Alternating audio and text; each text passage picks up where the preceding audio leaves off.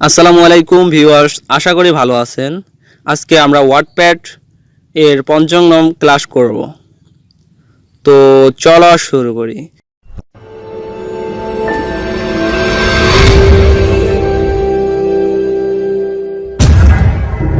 তো ভিউয়ার্স, ওয়াটপ্যাড নিয়ে আমার চ্যানেল বা পেজে এর আগে বেসিক থেকে টিউটোরিয়াল দেওয়া আছে, দেখে নেবেন অবশ্যই, তাহলে বেসিক থেকে বুঝতে পারবেন। তো এখানে একটি ডকুমেন্ট তৈরি করি, নাম দেই ক্লাস 5, তারপর ওপেন করি। এভাবে আসবে, এখানে কাজ করতে হয়। তো এখন শিখব কিছু মাউসের শর্টকাট কৌশল, যার মাধ্যমে কাজ সহজে করতে পারবেন। তো নতুন ওয়ার্ডপ্যাড এ আসলে এরকম কিছু থাকবে, এখানে ক্লিক করলে এভাবে আসবে।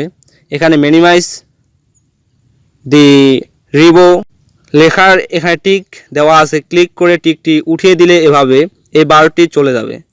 এখন নিচে বা উপরে রাখতে এখানে টিক দিতে হবে। আবার এখানে দেখুন শো অ্যাবভ দি রিবন লেখাতে ক্লিক করলে এই বারটি হাইট হয়ে যাবে এবং শো হবে। এখন শিখব সেভ করার জন্য শর্টকাট। তো আমরা যদি এই ফাইলটি নতুন সেভ করতে চাই, তাহলে ফাইল থেকে সেভ অ্যাজ থেকে ক্লিক করে এখানে নাম লিখে সেভ করতে হবে। এখানে এই নিউ লেখায় ক্লিক করলে এভাবে আসবে। তারপর এই আইকন ক্লিক করলে এভাবে আসবে সেভ এবং ডন সেভ অপশন, এখান থেকে সেভ বা কেটে দিতে পারেন। এখন ওপেন পিন করি, তাহলে এভাবে আসবে। এখানে ক্লিক করলে ফাইল সেভ হওয়ার জায়গায় সহজে চলে যাবে। ফাইলটি কোন ড্রাফটসে আছে সেভ এভাবে বেরিয়ে আসবে।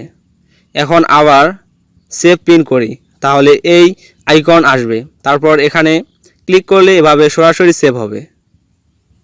তারপর এখানে সেন্ড ইন কাম লেখায় ক্লিক করলে এখানে পেজের ডাটা মেইল করা হয়। কুইক প্রিন্ট এ ক্লিক করলে এভাবে সহজে প্রিন্ট করতে পারবেন।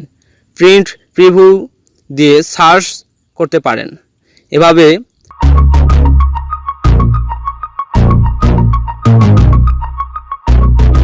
এখানে আনডু হলো কোনো লেখা লিখে তা ফিরিয়ে কেটে দেওয়া, আর রিডু হলো কাটা বা ডিলিট করা শব্দ ফিরিয়ে আনা।